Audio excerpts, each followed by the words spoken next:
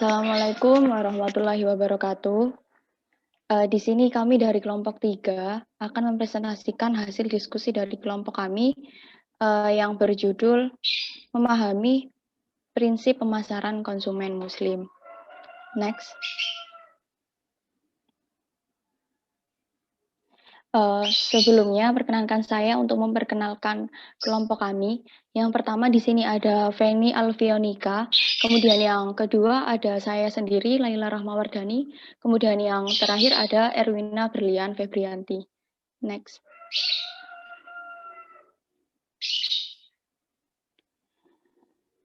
Selanjutnya saya akan menjelaskan konsep dasar pemasaran Islam. Pemasaran adalah aspek penting dalam sebuah praktik bisnis. Nah, praktik bisnis ini tidak hanya menitik beratkan pada persoalan penjualan produk yang berkualitas dan memenuhi kebutuhan atau keinginan pelanggan saja. Namun, ada proses komunikasi yang berkala dan proaktif untuk membina jaringan bisnis melalui pemasaran produk atau jasa yang dapat berkesan pada pelanggan. Nah, pihak perusahaan perlu melihat persoalan ini secara menyeluruh, karena ketidaktepatan dan kekurang akuratan dalam mempraktikkan aspek pemasaran. Maka produk yang diperkenalkan tidak memiliki diferensiasi dan keunggulan pada mindset pelanggan sehingga berdampak pada hilangnya kepercayaan masyarakat pada produk atau jasa tersebut. Selanjutnya, dalam kaidah Islam, pemasaran yang baik adalah praktik pemasaran yang dilandasi oleh kaidah dan nilai-nilai Islam dan tidak bertentangan dengan sumber hukum Islam, serta dilakukan oleh pelakunya dengan berpegang teguh pada syariah Islam. Nah, pada prinsipnya praktik pemasaran itu menuntut pada pihak yang terlibat untuk lebih inovatif dalam mengeluarkan produk-produk yang dapat memenuhi keperluan konsumen dan menjamin kemaslahatan bagi mereka. Bukan hanya untuk memenuhi dan mengejar sasaran kinerja penjualan sifatnya temporer semata, tetapi juga memiliki produk yang berkualitas dan mampu bersaing sesuai dengan kaidah dan produk yang sesuai dengan kaidah dan strategi pemasaran yang baik. Kemudian menurut Al-Serhan, Hosseini dan ID berpendapat bahwa pemasaran Islam menggabungkan etika, agama, dan perdagangan untuk mencapai tujuan yang pertama, menciptakan pasar global lebih manusiawi di mana pembeli berperilaku adil dan penjual memperoleh keuntungan yang wajar dalam lingkungan yang lebih baik. Kemudian yang kedua, membantu jaringan pengusaha muslim dan non-muslim untuk mengenal jumlah permintaan di pasar kaum muslim. Nah, dalam agama Islam sendiri itu sangat menghargai kebebasan individu, terutama kebebasan dalam berhubungan dengan Allah Subhanahu wa taala. Sistem sosial dan etika Islam juga mengatur lingkup yang lebih luas seperti perusahaan, organisasi, serta hubungan dengan individu yang terlibat. Karena sangat mementingkan aspek spiritual dan moral, maka beberapa nilai syariah telah diadopsi menjadi bagian dari hukum sipil di berbagai negara.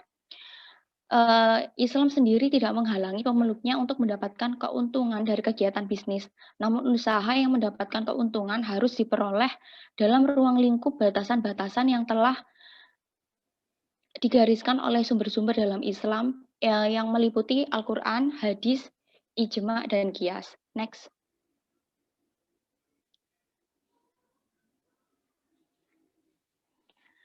Nah, Islam sendiri memiliki landasan utama dalam menjalankan praktik pemasaran, yaitu Al-Quran. Kemudian, sosok Nabi kita Muhammad SAW dijadikan referensi, baik perkataan maupun perbuatannya.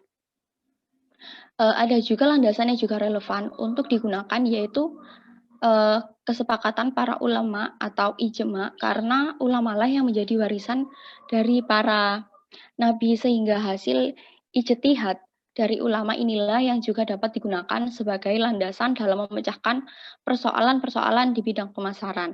Nah, ada lagi yang dapat digunakan sebagai rujukan, yaitu analogi-analogi yang tidak bertentangan dengan Al-Quran dan Sunnah atau Qiyas. Oleh karena itu, Konsep yang ditekankan dalam pemasaran Islam sendiri adalah proses serangkaian pemasaran dalam rangka menyediakan, mendistribusikan, menciptakan nilai guna untuk memenuhi kebutuhan, keinginan, dan permintaan pelanggan yang bermuara pada kepuasan dan loyalitas pelanggan. Next.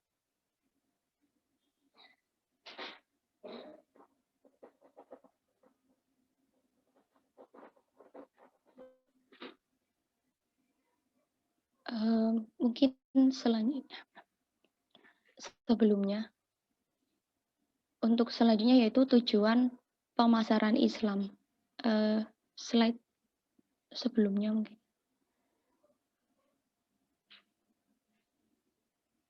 Yang tujuan pemasaran Islam.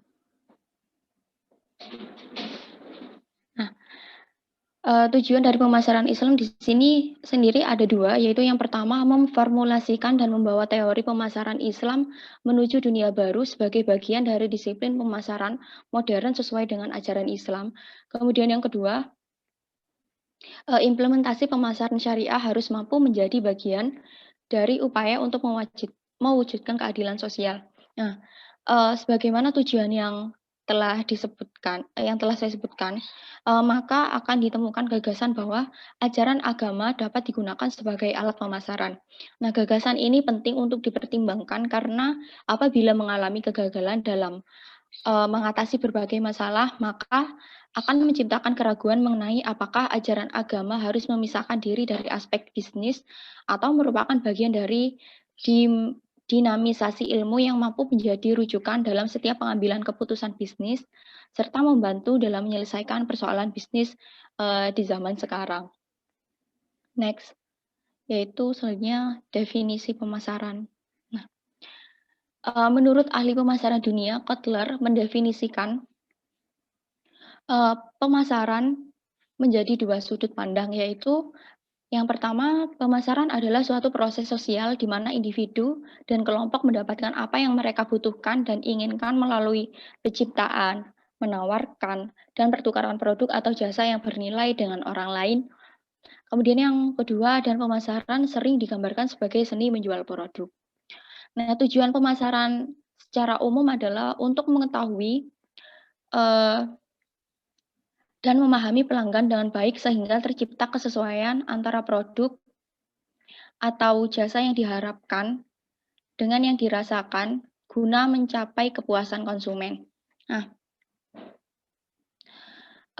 dengan mengacu pada definisi di atas, maka kita dapat melihat manajemen pemasaran sebagai seni dan juga sebagai ilmu yang menerapkan konsep inti pemasaran dalam rangka memilih pasar sasaran melalui penciptaan, penyampaian, dan mengomunikasikan nilai keunggulan kepada pelanggan.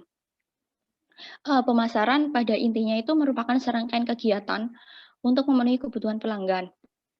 Manajemen produk dan waktu yang tepat akan mempermudah proses menciptakan nilai bagi pelanggan, sekaligus untuk membangun hubungan yang baik. Jadi setiap perusahaan itu bekerja secara berbeda dengan pattern bisnisnya masing-masing, sehingga setiap individu maupun organisasi ataupun perusahaan itu memiliki strategi yang berbeda pula dalam mencapai pelanggan dengan cara yang lebih cepat dari pesaing yang lainnya. Nah, dalam pemasaran sendiri terdapat 5 konsep dasar, yaitu produksi, produk, penjualan, pemasaran, dan holistik. Nah, 5 konsep dasar ini sangat dibutuhkan bagi perusahaan untuk melaksanakan rencana pemasaran secara update tergantung pada lingkungan pemasaran. Tetapi seiring dengan semakin berkembangnya pengetahuan dan teknologi pada zaman sekarang, maka konsep pemasaran pun juga mengalami perkembangan dan selalu melibatkan 3 komponen utama, yaitu 3 komponen sendiri, yaitu market, produk, dan marketer. Next.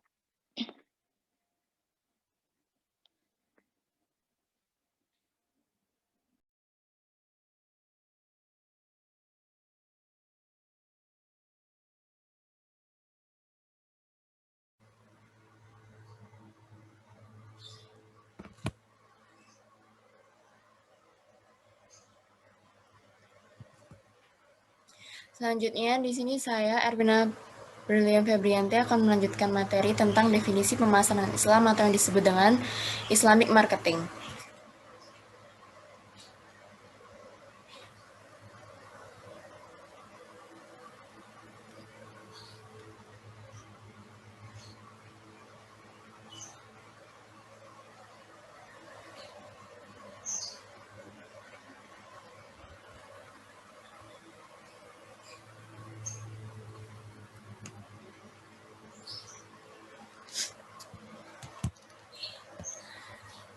Di sini Nadim dan Adnanto memberikan komentar bahwa upaya untuk menemukan definisi Islamic Marketing itu menyebabkan perdebatan yang menarik.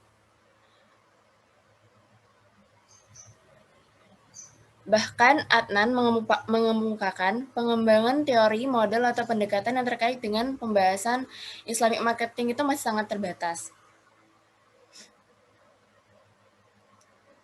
Berkenaan dengan orientasi pemasaran yang tujuannya untuk memenuhi keinginan atau want dan kebutuhan atau need, maka Adnan memberikan definisi pemasaran sebagai rumus seperti di slide.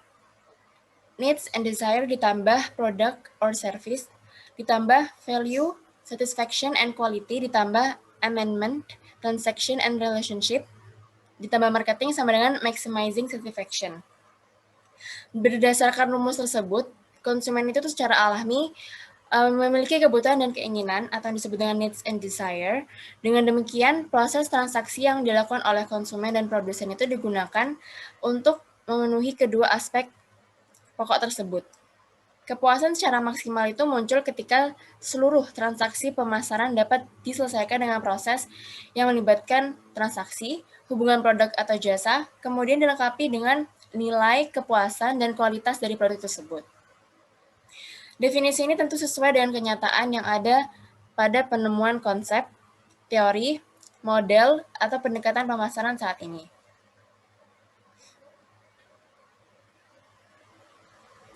Dianggap tidak cukup, konsep pemasaran yang selama ini berkembang, oleh karena itu ada beberapa alasan ilmuwan menggali terus konsep-konsep dasar dan berusaha memformulasikan pengertian Islamic Marketing karena alasan berikut. Yang pertama, definisi dari pemasaran konvensional tidak dapat memenuhi operasionalisasi pengertian pemasaran dalam sudut pandang Islam.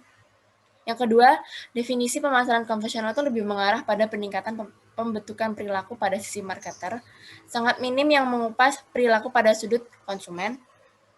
Yang ketiga, definisi pemasaran konvensional dengan menggunakan metode penelitian konvensional tidak mampu memahami realitas studi yang berhubungan dengan konsep dasar Islam. Dengan demikian, keakuratan definisi dari Islamic Marketing sendiri itu sebenarnya lahir dari konsep yang dikemukakan oleh ilmuwan non-Islam dan sebagian masih menggunakan asumsi pemasaran konvensional yang fokus pada pemanfaatan terbatasnya sumber daya alam, sedangkan kebutuhan manusia sifatnya tidak terbatas. Ini merupakan penyebab perkembangan teori atau model pemasaran yang bersumber dari nilai ajaran Islam masih banyak mengadopsi norma-norma yang menjadi dasar teori pemasaran konvensional.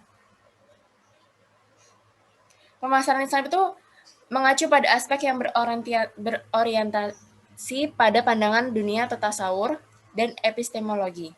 Tasawur itu berasal dari konsep iman yang kuat atau iman yang takwa, sedangkan epistemologi mengacu pada Al-Quran, Al-Hadis, Ijma, dan Qiyas sebagai referensi inti. Oleh karena itu, penting untuk mengembangkan teori-teori pemasaran dalam perspektif Islam sesuai dengan paradigma ideal yang mengacu pada kaidah, ajaran, dan sumber hukum Islam.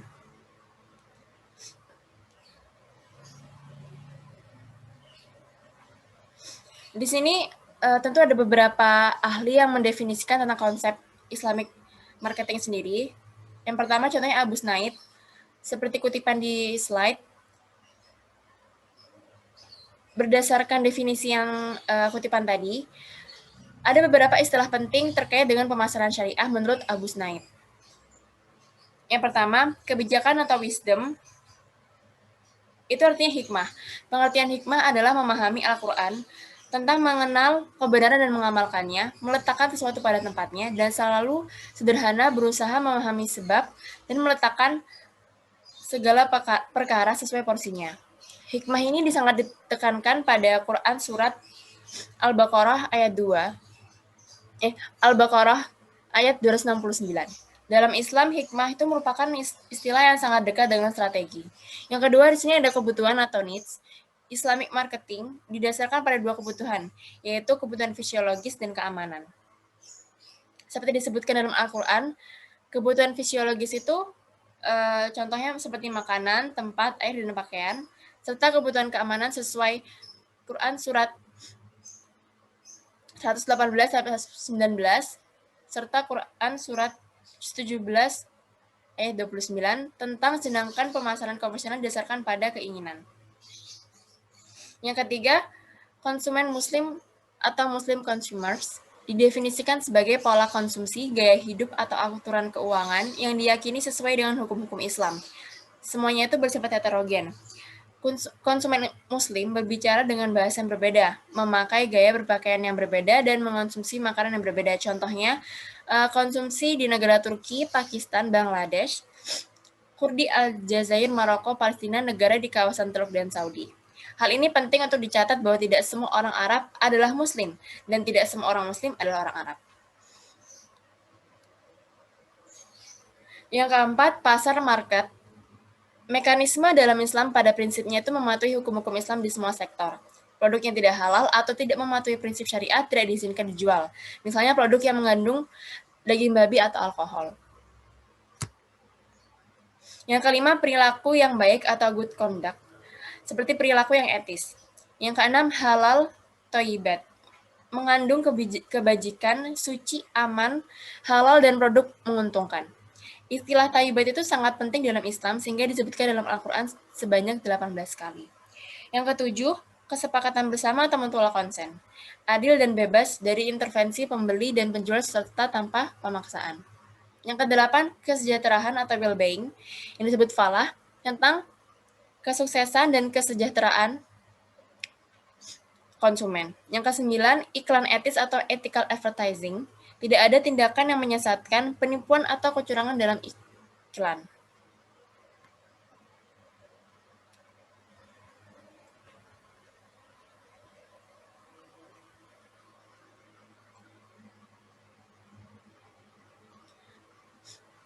Lalu,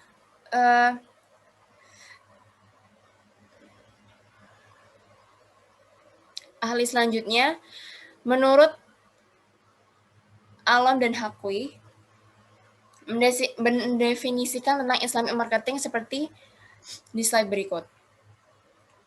Dari definisi ini, maka ditemukan istilah-istilah penting juga menurut Alam dan Hakwi. Yang pertama, strategi atau hikmah. Pengertian dalam hikmah itu sangat dekat dengan strategi yang menunjukkan kebijaksanaan. Pengertian ini menunjukkan bahwa Islamic marketing itu harus mampu memberikan pendekatan yang sesuai dengan waktu dan situasi tertentu. Pemasaran memungkinkan kita untuk fleksibel dan dinamis. Melalui praktik pemasaran yang sesuai dengan akhirat, melalui interaksi dengan lingkungan yang dinamis, bahkan dapat meningkatkan keimanan. Yang kedua, kebutuhan atau need. Pemasaran Islam didasarkan pada kebutuhan dan pemasaran konvensional didasarkan pada keinginan. Perusahaan itu ingin keuntungan, sedangkan pelanggan ingin kepuasan. Ide dasar dalam pemasaran konvensional itu adalah sebagian besar perilaku manusia direncanakan. Dalam Islam itu seseorang harus mengonsumsi sesuai dengan kebutuhannya, dan praktik pemasaran melalui kegiatan promosi tidak boleh mengandung unsur penipuan atau kecurangan. Yang ketiga itu halal thayyibat. Allah Subhanahu wa Ta'ala melalui firman-Nya menekankan pada pentingnya mengonsumsi makanan yang baik dan halal. Dalam pandangan Islam, barang yang dikonsumsi manusia disediakan oleh Allah dan selalu berguna dan kondisi bersih, sehat, menguntungkan, bermanfaat bagi perbaikan moral dan spiritual konsumen.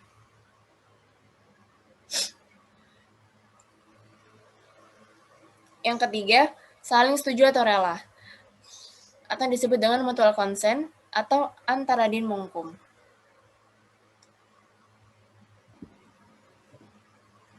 Hal ini didasarkan pada penyataan Al-Quran dan Sunnah yang intinya semua bentuk transaksi itu harus didasarkan pada prinsip antara din minkum, yang artinya saling rela di antara kedua belah pihak, berperilaku dengan baik atau good conduct disertai dengan musyawarah. Seperti Rasulullah SAW bersabda, kontrak jual beli menjadi sah apabila memperoleh persetujuan dari kedua belah pihak. Hadis riwayat Ibnu Majah. Yang kelima, kesejahteraan atau falah. Pemasaran Islam harus memastikan kesejahteraan falah manusia atas dasar kerja sama dan partisipasi antara produsen dan konsumen, penjual dan pembeli.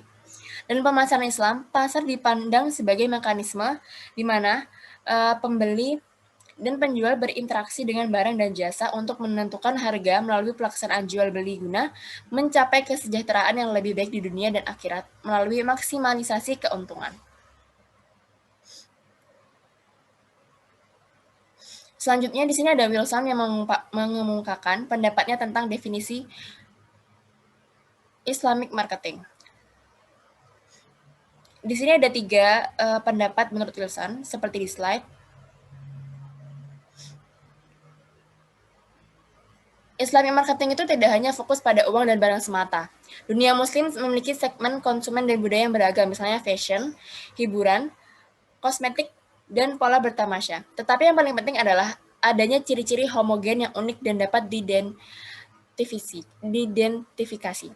Selain itu, munculnya fenomena dan peristiwa global memaksa studi pemasaran Islam itu menjadi prasyarat untuk setiap pemasar yang benar-benar berorientasi global serta berpikir maju. Selanjutnya, paradigma pemasaran Islam itu berlaku universal, baik untuk orang Muslim maupun non-Muslim. Bukan dikarenakan umat Islam yang secara kultural beragam dan menyebar di seluruh dunia, tetapi karena filosofis dan pendekatan terhadap konsep itu bersifat fleksibel, sehingga mampu menciptakan keuntungan secara berkelanjutan dan relevan dengan masyarakat non-Muslim.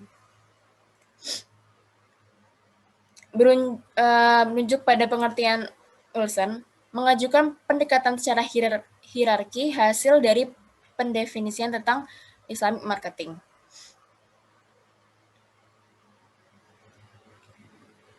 Seperti pada gambar di sini, pemasaran syariah berangkat dari pola pemahaman ethnocentric marketing atau pemasaran yang melihat orang lain menggunakan parameter budaya sendiri, yakni nilai Islam sebagai filter. Yang kedua, Muslim target marketing, komunitas Muslim sebagai target. Muslim sympathetic marketing atau pemasaran simpati orang Muslim. Selanjutnya, syariah sympathetic marketing, pemasaran simpati berbasis syariah compliant marketing atau pemasaran yang taat pada prinsip syariah, hingga menuju puncak yaitu syariah compliant marketer atau pelaku pemasaran yang taat pada prinsip syariah. Pada tahap puncak ini, para marketer yang masuk pada kategori ini adalah mereka yang memiliki kelengkapan pemahaman dan kecerdasan yang meliputi kecerdasan secara intelektual, emosional, kedalaman spiritual, kesalehan pribadi maupun sosial. Pada setiap kategori itu mulai dari bawah hingga teratas memiliki bentuk-bentuk yang lancip. Hal ini bermakna bahwa semakin naik kategori maka tidak banyak jumlahnya, tetapi mampu menjadi bergerak karena kekuatan dalam finansial, pengaruh, responsibility serta charity yang dilakukan sebagaimana yang dimiliki oleh pelaku pemasaran yang memiliki kelengkapan kecerdasan pada kepatuhan prinsip syariah.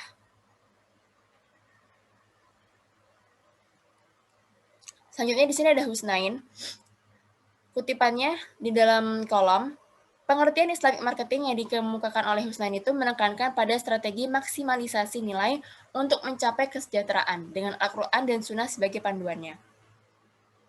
Saat ini itu pemasaran banyak diwarnai dengan pendekatan kontemporer yang mengutamakan pentingnya hubungan relationship seperti relationship marketing dan social marketing. Keduanya itu memiliki fokus pada pelanggan yang berorientasi untuk memberikan perhatian terbaik, pelayanan pada pelanggan, dan membangun loyalitas pelanggan. Tentunya dengan syarat harus meminimalisir kegiatan yang membahayakan masyarakat, baik dalam produksi maupun cara menjual. Pemasaran Islam menggabungkan kebaikan kedua konsep tersebut karena konsep Islamic marketing bukan didasarkan pada gagasan yang berorientasi hanya memenuhi kebutuhan dan keinginan pelanggan semata, tetapi Islamic marketing itu menggunakan ide yang berlandaskan pada Al-Quran dan Sunnah. Di sini menurut Kertajaya dan Sula,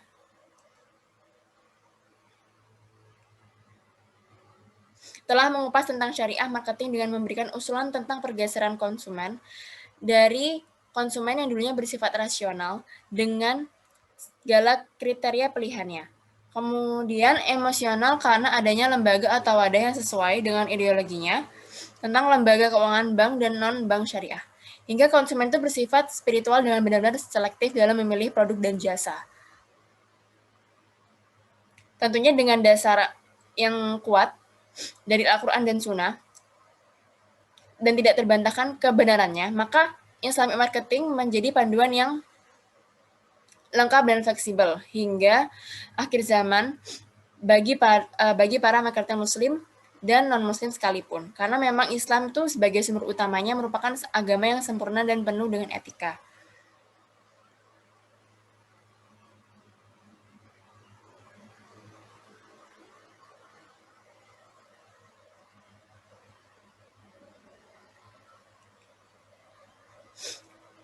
Jadi dapat disimpulkan, merujuk pada pendapat yang dikemukakan oleh beberapa ahli tadi yang saya jelaskan, maka definisi Islamic marketing secara operasional itu adalah seluruh proses aktivitas strategis yang dilakukan oleh individu maupun institusi secara halal guna menciptakan, mengomunikasikan, menawarkan value, produk atau jasa untuk tujuan kesejahteraan materi dan spiritual stakeholders berdasarkan aturan-aturan Al-Quran dan Sunnah baik di dunia hingga di akhirat kelak. Sehingga dalam Islam itu diberikan secara luas kebebasan dalam menjalankan aktivitas pemasaran bagi para pelakunya sebagaimana dalam kaidah fikih. Pada dasarnya, semua bentuk praktik muamalah atau pemasaran boleh untuk dilakukan kecuali ada dalil yang mengharamkannya. Sekian dari materi saya. Selanjutnya, saya serahkan pemateri selanjutnya. Terima kasih.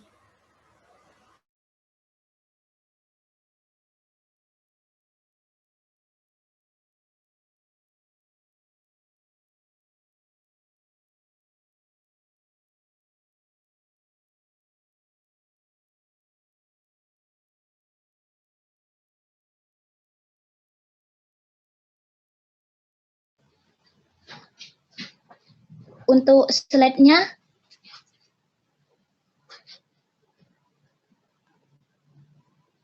nah, baik. Untuk selanjutnya yaitu prinsip pemasaran Islam. Dalam Islam, peningkatan spiritualitas manusia merupakan unsur penting dari kesejahteraan manusia dan usaha apapun yang dilakukan untuk mencapai tujuan. Kiranya bertentangan dengan ajaran Islam akan berakhir dengan kegagalan dan kerusakan. Nah, jadi di sini prinsip pemasaran dalam Islam itu menurut Ismanto itu terdapat beberapa prinsip. Nah, yang pertama yaitu prinsip kesatuan, nah atau tauhid. Prinsip ini adalah prinsip utama. Nah, kenapa? Karena kegiatan apapun yang dilakukan manusia itu harus didasarkan pada nilai-nilai tauhid. Nah, prinsip ini akan melahirkan tekad bagi pelaku bisnis atau pemasaran untuk tidak berlaku diskriminasi pada semua pelaku bisnis. Nah, di mana manusia itu tidak melakukan praktik bisnis yang terlarang karena takut akan pengawasan Allah dan menghindari sifat serakah dan gemar tidak melakukan penimbunan karena kekayaan adalah amanah Allah dan hanya milik Allah Subhanahu wa taala. Nah, terus yang kedua yaitu prinsip kebolehan atau ibahah. Nah, di mana prinsip ini itu memberikan kebebasan bagi pelaku pemasaran. Jadi, pelaku pemasaran itu dibebaskan untuk melaksanakan kegiatan bisnis apapun. Nah, kecuali jika terdapat dalil yang secara tegas itu melarangnya. Jika terdapat dalil yang melarangnya, maka pelaku pemasaran itu tidak diperbolehkan untuk melakukan kegiatan bisnis yang dilarang. Nah, terus yang ketiga yaitu prinsip keadilan. Nah, prinsip keadilan ini menekankan pada pentingnya pelaku pemasaran untuk melakukan aktivitasnya lebih mengutamakan kepada kemanfaatan. Nah, Islam sendiri itu memberikan kebebasan dalam melakukan transaksi, tetapi nilai keadilan aturan agama dan etika itu tetap harus dipegang secara kuat. Nah, keadilan sendiri itu menekankan pada pemahaman tentang memperoleh sesuatu sesuai dengan haknya. Jadi tidak ada yang dirugikan.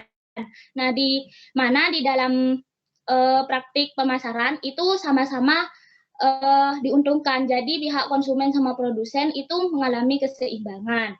Nah, terus yang selanjutnya yaitu prinsip kehendak bebas atau al-hurriyah. Nah, prinsip kehendak bebas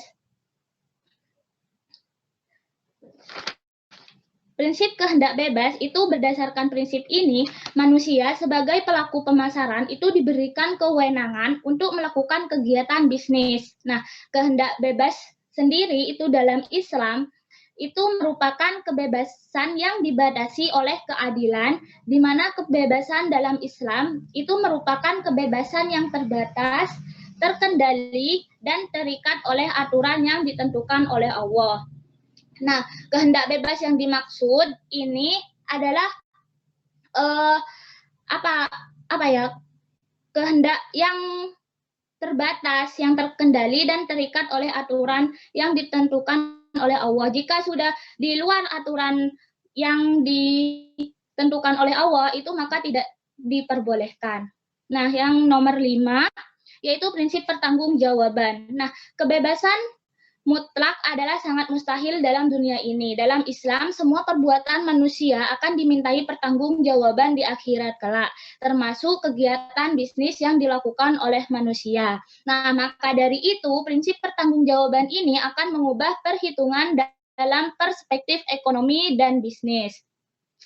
Nah, hal ini dikarenakan segala sesuatu itu dituntut untuk terus mengacu pada prinsip keadilan. Nah, di mana dalam praktik pemasaran itu harus mengacu prinsip keadilan demi pertanggungjawaban yang akan dipertanggungjawabkan oleh manusia. Nah, terus yang keenam yaitu prinsip kebajikan dan kejujuran. Nah, kebenaran dalam pelaksanaan bisnis itu meliputi niat, sikap, perilaku proses, akad, transaksi, penetapan margin, dan keuntungan.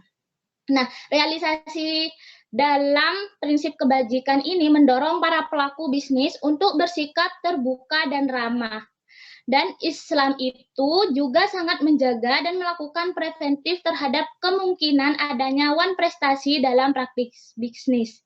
Nah, kemudian Al-Quran juga menekankan dengan tegas agar praktik pemasaran itu tidak dilakukan dengan cara yang batil, merusak, dan zalim. Jadi, dalam praktik pemasaran ini harus menggunakan prinsip kebajikan dan kejujuran, karena telah dijelaskan tadi bahwa di dalam praktik pemasaran itu harus seimbang, jadi tidak ada yang menzalimi dan tidak ada yang dizalimi. Nah, terus yang ketujuh yaitu prinsip kerelaan atau ar-ridho. Prinsip ini menekankan pada kejelasan semua pelaku bisnis. Nah, praktik bisnis yang ditekankan dalam Islam itu harus dilakukan dengan rela sama rela, tanpa ada paksaan dan intimidasi. Nah, yang ke-8 yaitu prinsip kemanfaatan.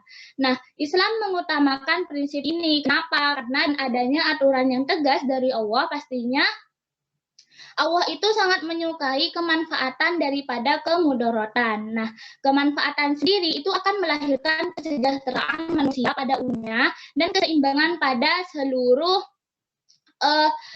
seluruh yang mencakup dalam kegiatan praktik pemasaran. Nah, terus yang ke-9 yaitu prinsip haramnya riba.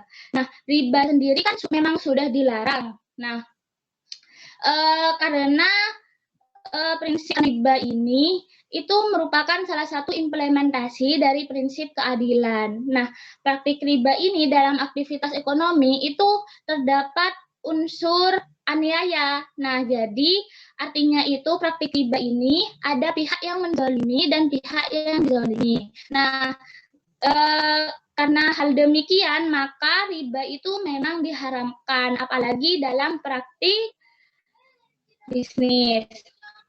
Nah, selanjutnya yaitu menurut Ibrahim. Nah, menurut Ibrahim sendiri itu ada yaitu prinsip itu merupakan prinsip mana barang dan jasa yang dipasarkan itu harus halal. Nah, selain halal, penggunanya juga tidak dilarang dalam hukum Islam. Nah, misalkan nih saya kasih contoh, setelah diketahui bahwa barang-barang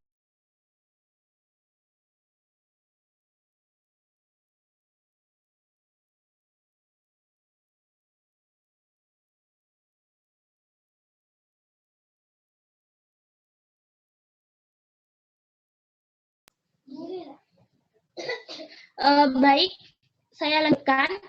Misalkan memasarkan barang yang terbuat dari misalkan memasarkan bisnis yang bahannya itu terbuat dari babi. Nah, meskipun daging babi itu ada manfaatnya atau banyak peminatnya, itu tetap saja tidak diperbolehkan dalam bisnis. Nah, karena daging asli kan, daging babi kan memang sudah diharamkan. Nah, karena pemasaran daging babi tersebut itu berdampak ke mudaratan fisik dan moral bagi pengguna. Jadi itu tidak diperbolehkan. Nah, itu prinsip kesederhanaan. Prinsip kesederhanaan ini sendiri itu biasanya banyak para pengusaha itu memproduksi atau melakukan strategi pemasaran produk itu sangat gencar. Jadi prinsip kesederhanaan ini itu apa ya, maksudnya tuh menghambur-hamburkan produk yang kita diolah itu tidak diperbolehkan, karena hal itu tuh sangat bertentangan dengan Islam. Nah, perilaku yang berlebihan akan berakibatkan kemubaziran. Jadi, dalam prinsip kesederhanaan ini, intinya itu kita dalam melaksanakan praktik bisnis itu harus dengan prinsip kesederhanaan, tidak boleh memasarkan produk atau mengolah produk itu secara berlebihan, karena itu akan berakibatkan kemubaziran. Nah, selanjutnya yaitu prinsip kebajikan. Nah, di dalam Islam prinsip pemasaran barang dan jasa itu harus dilakukan dengan baik, karena Allah Subhanahu wa Ta'ala harus dilakukan dengan baik karena Allah Subhanahu wa Ta'ala. Nah, berhubung dengan ini, produk atau bahan yang kita implikasikan itu harus dengan detail apakah produk atau bahan tersebut itu boleh digunakan. Nah, jika memang tidak diperbolehkan, maka produk atau bahan tersebut itu memang sudah dilarang untuk digunakan. Nah, misalkan kita dalam praktik bisnis itu mencampurkan hal-hal semacam alkohol. Nah, alkohol itu kan berdampak kemabukan kan kepada manusia. Nah, jadi itu tidak boleh digunakan meskipun hanya sedikit. Nah, selanjutnya yaitu menurut Shihab. Nah, di mana menurut Shihab ini prinsip dasar yang ditetapkan oleh Al-Quran dan Sunnah itu bersifat tetap, tidak akan mengalami perubahan. Jadi prinsip dasar yang dikemukakan oleh Shihab ini itu yang ditetapkan oleh Al-Quran dan Sunnah, di mana yang telah ditetapkan oleh Al-Quran dan As-Sunnah itu tidak akan berubah, maka itu tetap akan bersifat tetap dan tidak ada seorang pun yang akan mengubahnya. Nah, terus yang kedua yaitu dinamisasi masyarakat.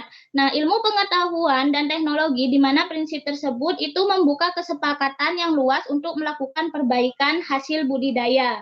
Nah, pemikiran dan kemampuan manusia yang sifatnya sementara itu jika terus melakukan Jika terus melakukan inovasi dan menemukan hal-hal yang baru, maka sesuatu yang telah ditemukan itu akan tergantikan oleh temuan yang lebih baru.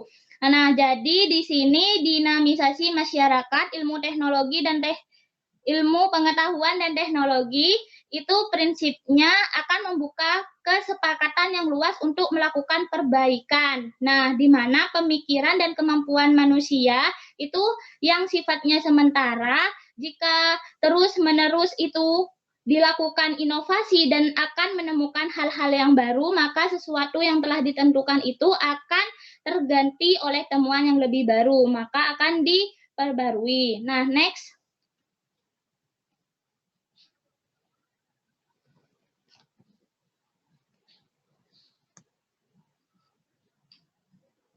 Nah, selanjutnya yaitu prinsip pokok dalam diri manusia sebagai makhluk Allah yang melaksanakan praktik pemasaran. Nah, di mana yang pertama yaitu prinsip ketauhidan atau ketakwaan.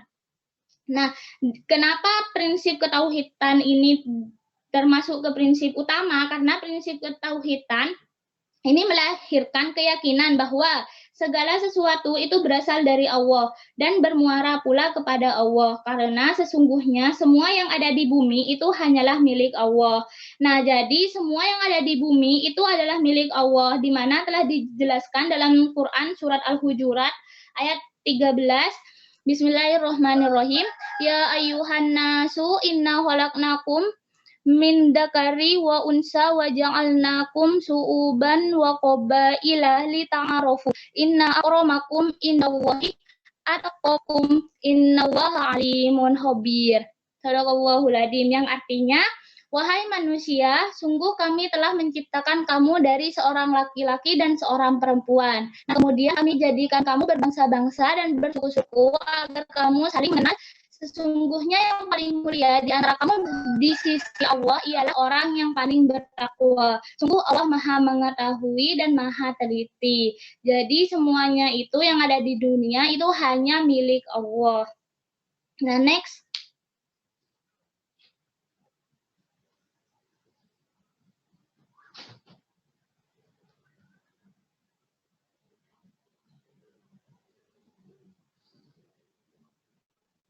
Nah, untuk selanjutnya yaitu prinsip persatuan manusia atau keadilan. Nah, prinsip ini itu memandang pelaku pemasaran itu agar menghindari bentuk eksploitasi terhadap sesamanya dan memandang pentingnya berpikir untuk mensejahterakan manusia melalui tindakan yang bermanfaat bagi manusia. Jadi tidak ada yang jadi manusia itu dituntut agar melakukan keseimbangan. Jadi tidak ada yang dizolimi dan tidak ada yang menzolimi. Nah, di mana telah disebutkan dalam Quran surat An-Nisa ayat 135, Bismillahirrahmanirrahim. Ya ayyuhalladzina amanu kunu qawwamina bil qisti syuhada'a lillahi walau 'ala anfusikum aw walidaini wal aqrabin. Yakun gonian au fakiron fawaw ula bihima ala tabi'ul hawa anta biwa intalu au tu ridu fa innallaha kana bima ta'malun khabir. Yang artinya, wahai orang-orang yang beriman, jadilah kamu orang yang benar-benar penegak keadilan, menjadi saksi karena Allah biarpun terhadap dirimu sendiri atau ibu bapak dan kaum kerabatmu jika ia kaya ataupun Allah lebih tahu kemaslahatannya, maka janganlah kamu mengikuti hawa nafsu karena ingin menyimpang dari kebenaran. Dan jika kamu memutarbalikkan kata-kata atau enggan menjadi saksi, maka sungguh Allah adalah Maha mengetahui segala apa yang kamu kerjakan. Nah, yang ketiga yaitu prinsip keyakinan akan kesatuan dunia dan akhirat. Nah, prinsip keyakinan tersebut ini memandang seorang untuk berpikir jauh ke depannya, untuk memiliki visi dan tidak hanya mengejar keuangan yang bersifat duniawi, namun juga untuk menggapai kesuksesan di akhirat, di mana telah disebutkan Al-Quran An-Nahl ayat 97. Bismillahirrahmanirrahim.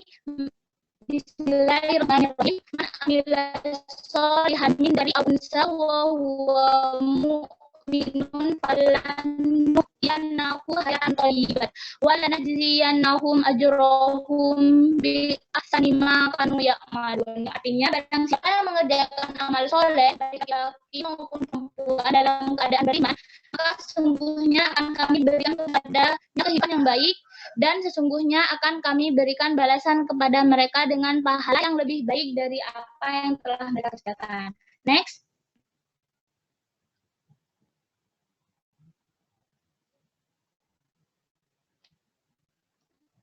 Next.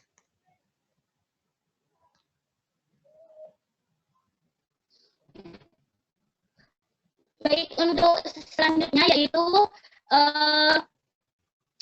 ketentuan yang ditetapkan oleh Al-Quran berkenaan dengan konteks pelaksanaan praktik bisnis, praktik pemasaran dikelompokkan sebagai berikut. Yang pertama yaitu ketentuan Al-Quran mengenai praktik pemasaran yang berkaitan dengan hati atau kepercayaan pebisnis. Nah, semua kegiatan pebisnis hendaknya dikaitkan dengan akidah atau kepercayaan. Nah, sehingga harus tetap terhubung dengan Allah Subhanahu wa Ta'ala, di mana meliputi motivasi dan niat yang benar dalam konteks mencari dan menafkahkan harta. Kemudian harta adalah milik dan amanah Allah yang diserahkan pada manusia supaya dipergunakan sebagai amanah tuntutan Allah. Nah, kemudian Allah adalah penganugerah rezeki, dia yang membagi-bagi sesuai dengan kehendaknya. Kemudian rezeki itu tidak hanya bersifat materi saja, tetapi dapat berupa imateri serta spiritual. Nah, yang kedua yaitu yang berkaitan dengan moral dan perilaku bisnis. Nah, hukum-hukum yang ditetapkan oleh Allah menekankan pada sisi moralitas sehingga akan memunculkan timbal balik yang harmonis. Nah, dalam konteks moralitas ini terdapat beberapa bukti yang antara lain yaitu kejujuran, di mana kejujuran itu harus digunakan dalam praktik pemasaran. Nah, terus yang kedua yaitu pemenuhan janji dan perjanjian, di mana jika di dalam praktik pemasaran itu mempunyai janji atau perjanjian, maka itu harus dipenuhi, karena di situ di dalam praktik pemasaran itu akan ada prinsip pertanggungjawaban. Nah, kemudian yang ketiga yaitu toleransi, keluasan dan kerahmatan. Nah, Allah itu merahmati seseorang yang ramah dan toleransi dalam menjual, membeli dan membagi. Di mana menurut hadis riwayat Bukhari dan At-Tirmizi. Nah, di mana dalam praktik pemasaran ini harus menerapkan sikap toleransi, keluasan dan kerahmatan dalam menjual, membeli atau menagih sesuatu hal yang berkaitan dengan praktik pemasaran. Nah, kemudian yang ketiga yaitu berkaitan dengan pengembangan harta. Nah, manusia apabila dihadapkan pada keadaan milik harta yang berlimpah, maka ada 3 kemungkinan, yaitu dibelanjakan, diinvestasikan, dan ditumpuk atau ditimbun. Nah, semua itu tidak diperkenalkan dalam Islam. Nah, mengalokasikan harta untuk memenuhi kebutuhan hidup boleh, asal tidak mendekati kepada sifat boros. Nah, distribusi harta itu harus merata dan sesuai dengan kapasitas dan kewenangan. Nah, di sini ada beberapa prinsip agama yang mengatur tentang pengembangan harta. Antara lain, harta itu harus mengandung unsur kehalalan, terus saling menerima dengan baik atau tidak memaksa, terus harta itu mempunyai manfaat, terus mempunyai keseimbangan juga, terus mempunyai kejelasan, di mana kejelasan di sini itu untuk menghindari perselisihan dan permusuhan. Nah, terus harta di sini adalah persaingan secara sehat. Nah, next.